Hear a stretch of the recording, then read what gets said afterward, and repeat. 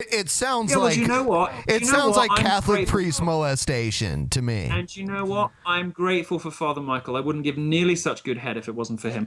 Oh my look, god! Oh my god! I can't handle it. It's funny.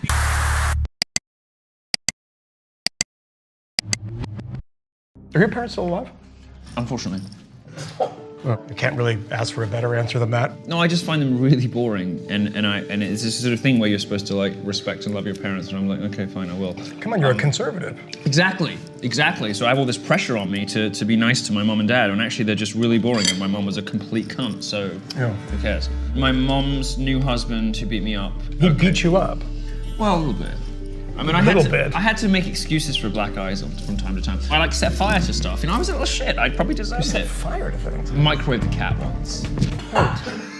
You literally just explained everything about yourself in one very short sentence. No, but the cat, I felt like the cat was getting more attention. I'm sorry, you felt like the cat was getting more attention, so you put it in the microwave. Is that true?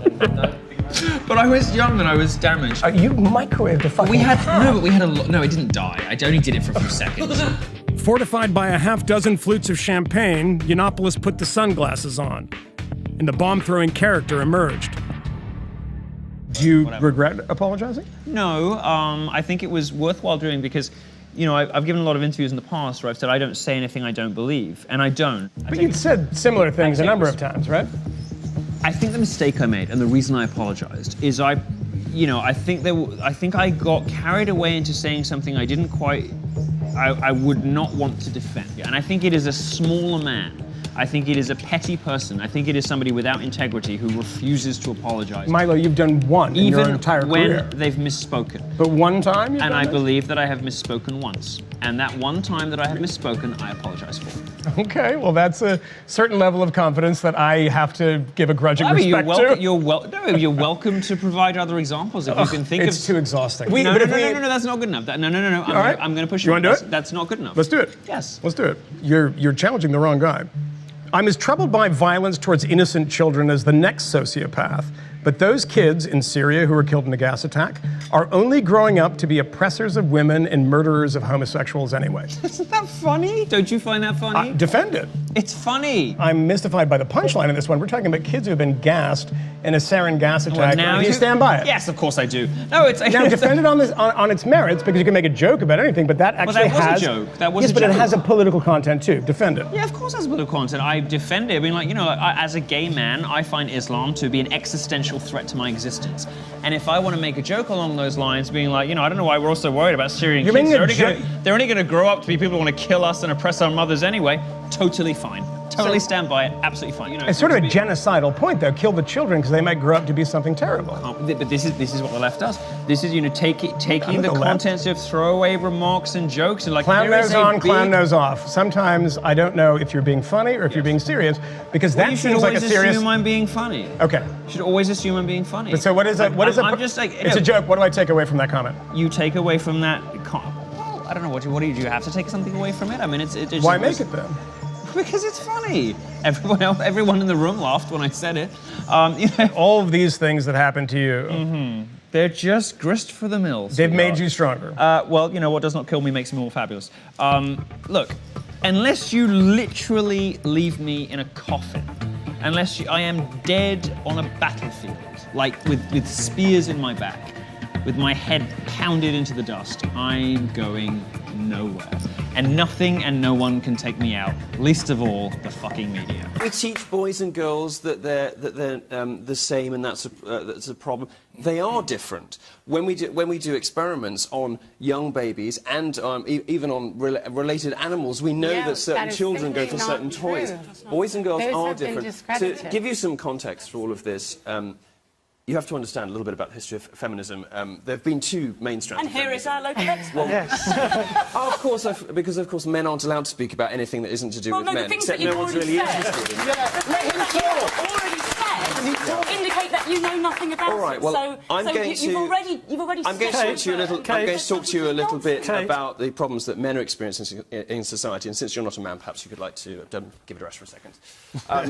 So there is a wider context in which men are suffering slightly. Even 10 years ago it would have been ridiculous to say it, but very recently we've seen a lot of structural advantages to being a woman crop up in education, in the workplace. Under 30, women earn more than men for the same work in the UK and the US now, which is an extraordinary statistic and something that people have to be very, very carefully convinced of because it sounds absurd. But there is a sense in which men, particularly young men, probably men our age, haven't necessarily experienced it, but younger men, 20-year-olds, there's an enormous problem. I read about this last year. I call it the sexodus, of men checking out of society, checking out of relationships, giving up on women, giving up on careers. They don't bother to go to university anymore. Now more women go to university, women get higher grades at university, more women graduate from university. Yeah. All of the traditional imbalances between men and women have flipped, and very recently. No, that's and when incorrect, young men, when you go may I be allowed to in the finish? business, Sorry, that I'm is talking not about men, darling.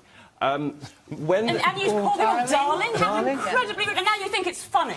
Well, this is exactly the problem. This is institutionalised sexism, and you're just sitting here doing it flagrantly and without even apologising. Well, we just heard that it was an essential characteristic of men that they were violent a minute ago. So no, I guess we did not. That's exactly what you said.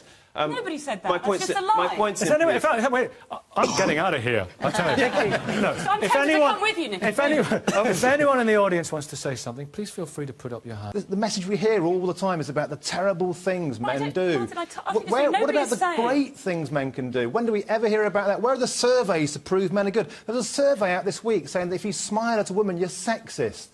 This got global media pickup. It's ridiculous. It's like everything we do is sexist, conniving, and part of some great... Milo. Successes. I mean, of course, the great feminist academic Camille Paglia said if women ran the world, we'd all be still living in grass huts. You know, we know what men have done. Men have got us to the moon. Men built the pyramids. Men built the internet. Men did lots of wonderful things. But you're right that you know what we tend to hear a lot is that what men bring to society is this sort of toxic masculinity, which was alluded to earlier, and all these other sort of ridiculous offences. It's now open season, particularly if you're white and you're a man, and what feminists don't seem to appreciate the irony of is that they are relentlessly ridiculing people on the basis of skin colour and sex, and they don't seem to get the irony there. In a second, let's Sally first. Well, I just think that you're completely misinterpreting the situation here. And with the issue of violence, we're talking about male and male violence. What I'm talking about with early childhood education is giving all of the possibilities to all children. Not saying here are the pink toys for you, here are the toy soldiers for you. So how does it work? work? Let toys be toys. Well, I mean, many studies have shown that when they're babies, if a baby cries, a girl child will be picked up much more quickly and held and comforted for much longer. She's taught by her closeness to her carer that her feelings count, they matter, and she gets a reaction. Whereas boys, in every study, it shows they're encouraged to play further away, they're not picked up as quickly, they're not comforted. So it's not you're going to be a princess and you're going to be a yes, superhero. That's what it turns into. But even earlier than that, that's my point. Yeah. Boys' emotions are not listened to, and this is what causes the problems. Boys, there's not a toxic, natural masculinity. It's not the nature. We are teaching them to do that. Teaching boys to be toxic. Not to care. You see, the problem is that this sort of view leads to absurdities we now have in the education system. In the US, for example, where boys are judged to this sort of emotional, sort of feminine standard, where we've all got to be sort of emotive and talk about our feelings. The consequences of that is 1 in 5 American boys put on Ritalin because they're boisterous in class, because they're held up to this sort of touchy-feely feminine standard that isn't how boys behave. And what happens is we end up with a generation of drugged-up young boys. And if you look at the statistics, the number of kids that are on Adderall and Ritalin, whatever, in the United States, and it's beginning to happen here, it's monstrous. And it comes from this sort of philosophy. I'm going to rattle through this fairly quickly. Anybody here believe in any of the... Let's talk briefly through the politically correct prescriptions of our age. Does anyone here believe that women are paid less than men for the same work? Put your hand up. Everyone can put their hands up. You ready? Does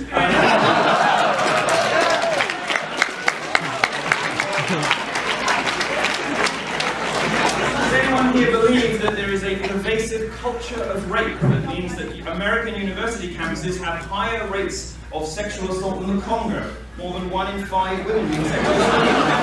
Does anybody believe that about American campuses? Anybody? No, fewer idiots on that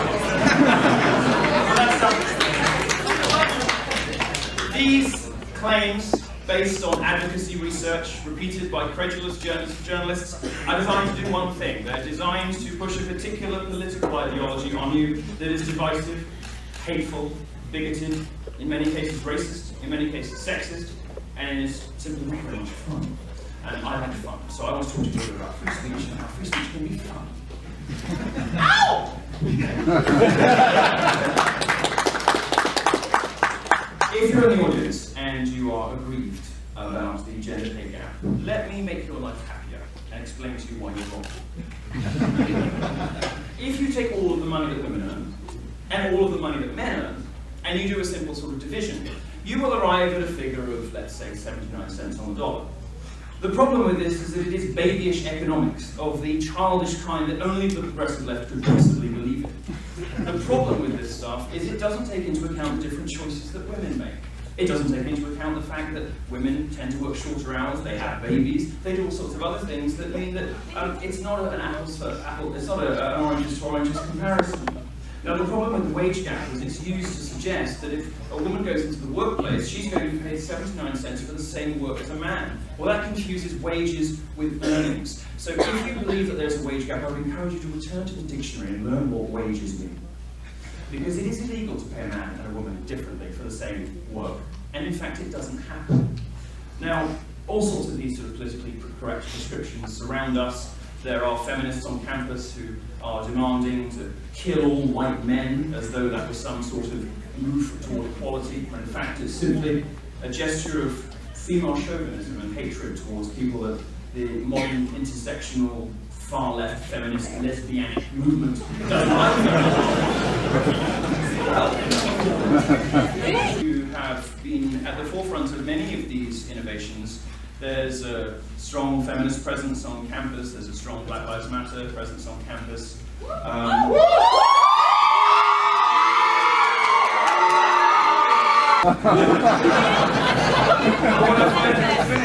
What I find interesting about the movement, regardless of their stated aims, is just how much like the KKK you support! Just how much like the KKK's their objectives are. They want segregated dorms. They want to tear people apart.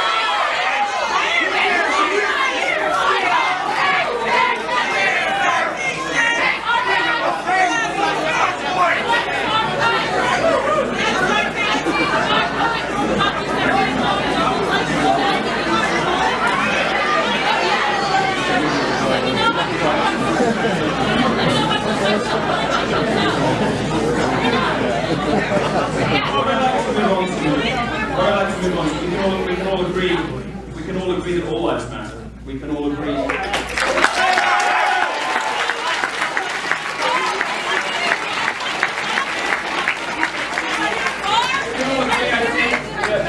can all, I think, agree that chauvinism and divisiveness and spitefulness and hatefulness of the modern progressive movement, which drives people apart instead of bringing them together, is something that we should be doing.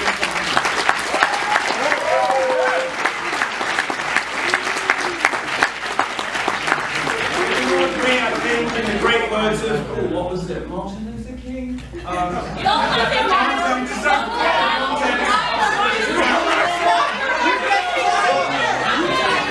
hope we can agree on some basics, on the basics of classical liberalism, on the basis on which our society is founded, that we should judge people on the contents of their character, that we should interrogate our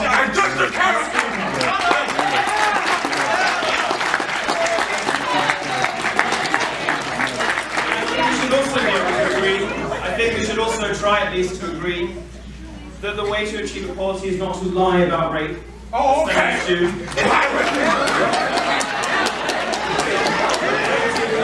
equality is not to lie about how people are remunerated, as feminists do. Listen to your advice! Listen to your advice!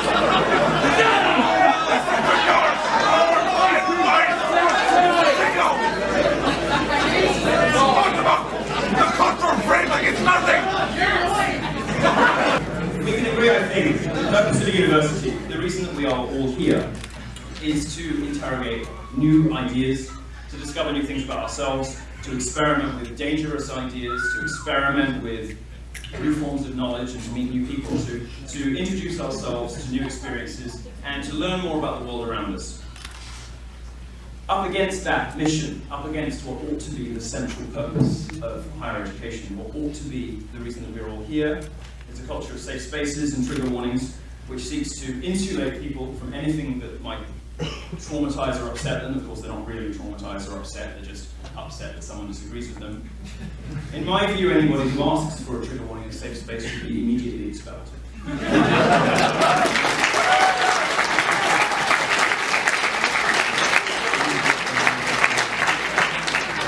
they've done is they've demonstrated that they are incapable of fulfilling the requirements of their course. They have demonstrated that they are incapable of exposing themselves to new ideas.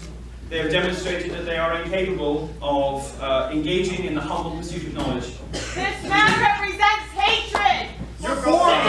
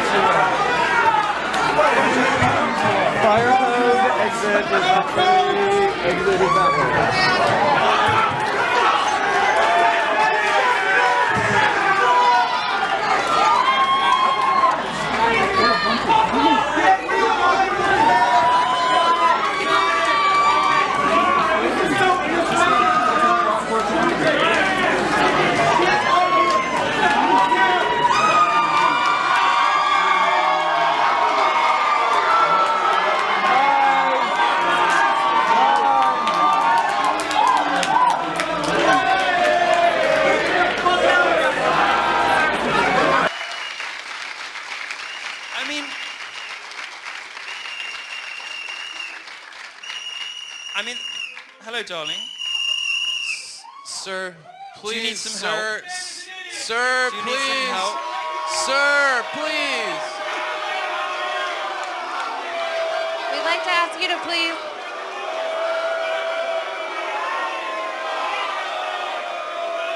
Sir, please.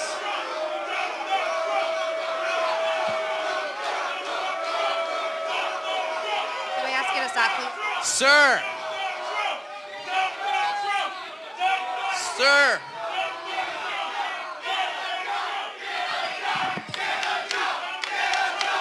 We good.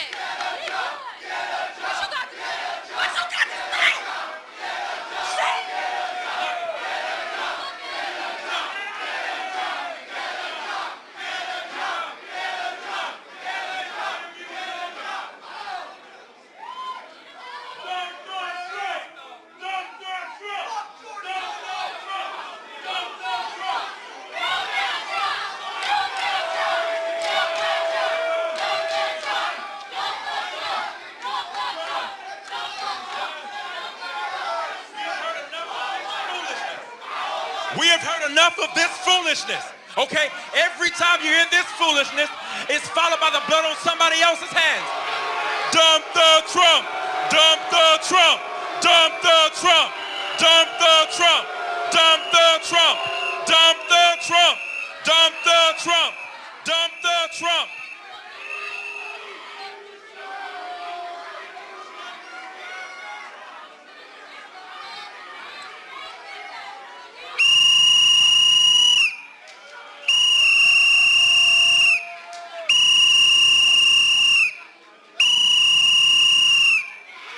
I got all day. I got all day.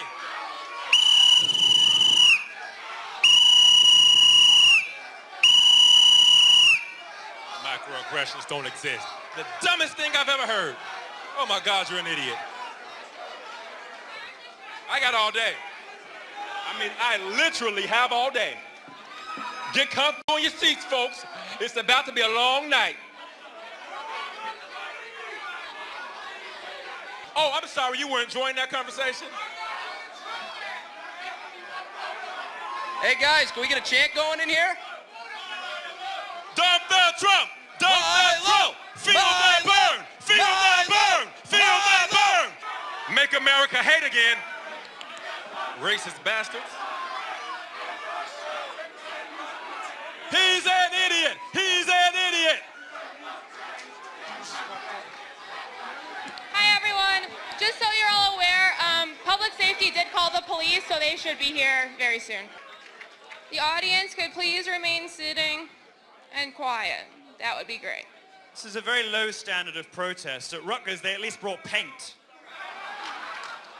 You know, I worked out why there's so many black girls here. I think it's because I fucked their brothers. Audience, please remain sitting. Audience, please remain sitting. He's an idiot. Audience, please, Brendan Sonamaker, please sit down. Hell no, we won't go.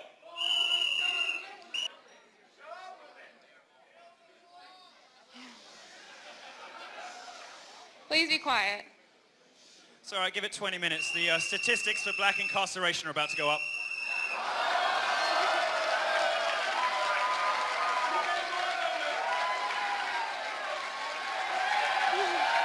Please remain sitting. Please remain sitting. Please remain sitting. Please remain sitting. If you know what is good for you, you will sit down. Imagine going home to your parents and having to explain you're in prison because you were protesting a faggot. Well, Mom, there was this gay man. He just had the wrong opinions.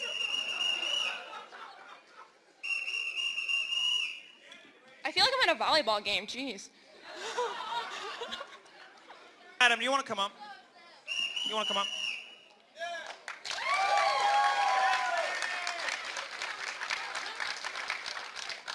All right, you guys really need to check yourself. Because Let her talk. Let her talk. Let her talk. Look, college Republicans and a lot of conservative organizations paid for this event to happen. This event isn't happening because you have chosen to be disrespectful.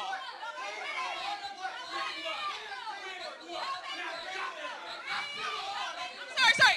You paid for what? You sit on the board of college Republicans? I'm sorry, you sit on the board of college Republicans.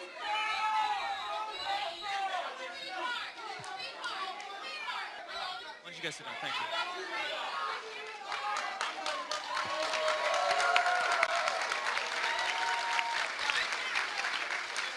You see, this lady turns up.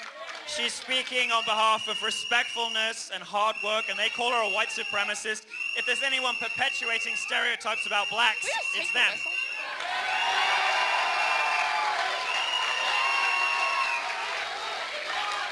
Milo, Milo, Milo, Milo, Milo, Milo, Milo. You're not doing anything to dissuade stereotypes about drug addiction either.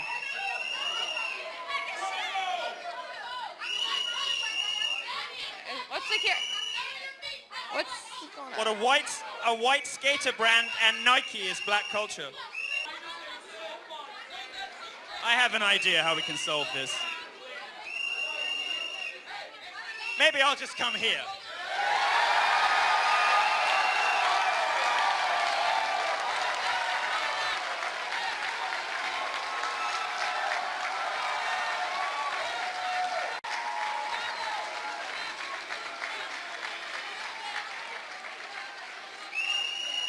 You see, I don't have a problem with anybody on the basis of their skin color. Who would?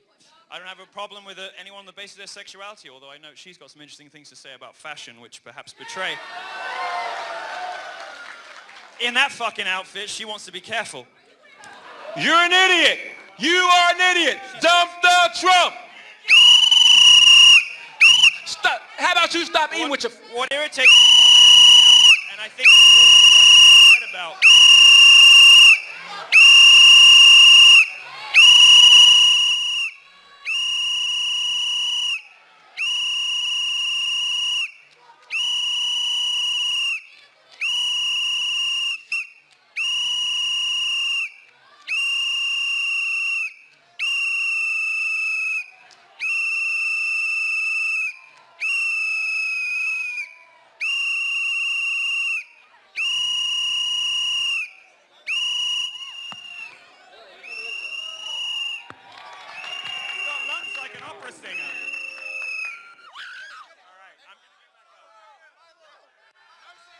see, fuck, I need one, man. Let me.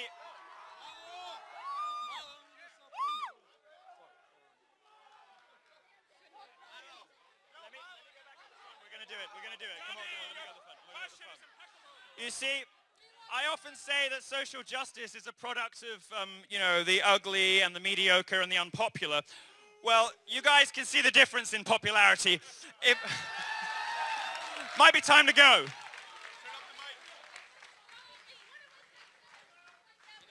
I'm going to let security and the police deal with this, and then we'll carry on.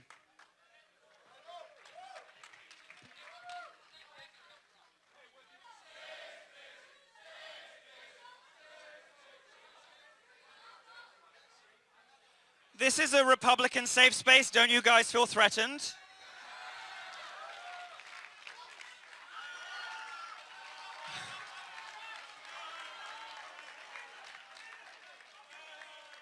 As a minority, I'm feeling very oppressed. You know, it's interesting. They're always banging on about minorities being silenced. I only see one minority being silenced in this room, and it ain't you, sweetheart.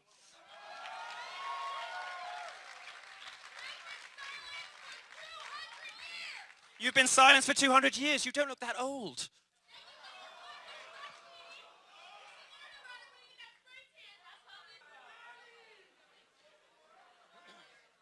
Does somebody have a question?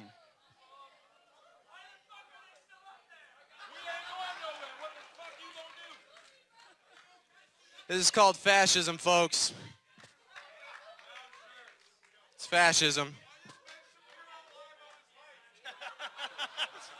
I will not be answering questions about Ben Shapiro's height. I will not. I am not going to get drawn on the subject of how diminutive he is.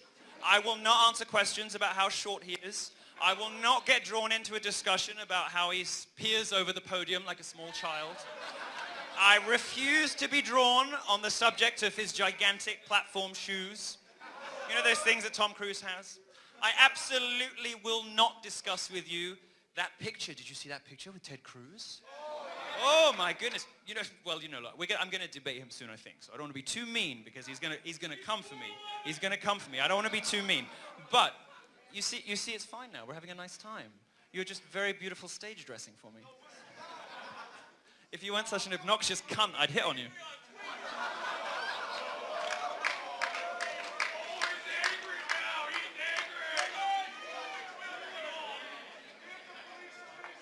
He's threatening to hit me.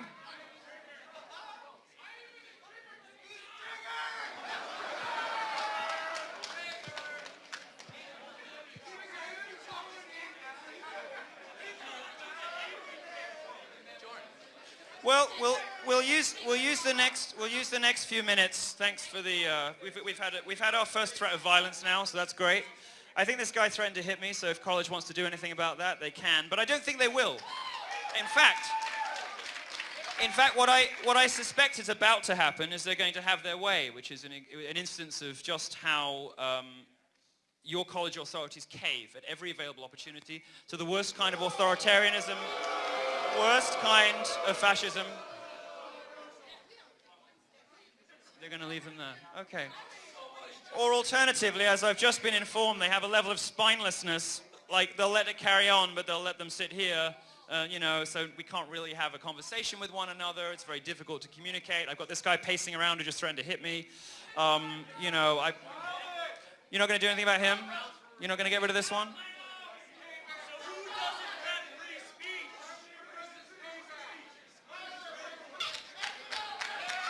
Oh, by the way, guys, I don't know if any of the security are listening, because this college are such spineless cunts. They threw exactly. They threw a last-minute demand. They threw a last-minute demand on the students organizing this event, demanding thousands of dollars for security, and the security is doing nothing. Nothing. What are we paying security for? What are we paying you guys for? Do we get our money back? Do your job. Do your job. Do your job. Do your job.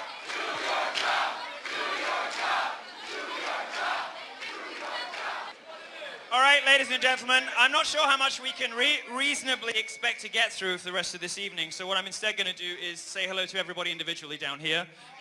If you'd like to form a queue up here, I'm going to spend some time with you. We'll do photos. I'll say hello to everybody, and then Thanks maybe we'll to all go Paul outside and Security. have a drink. Thank you. We really appreciate it. All right. Thank you. Great job. Outstanding.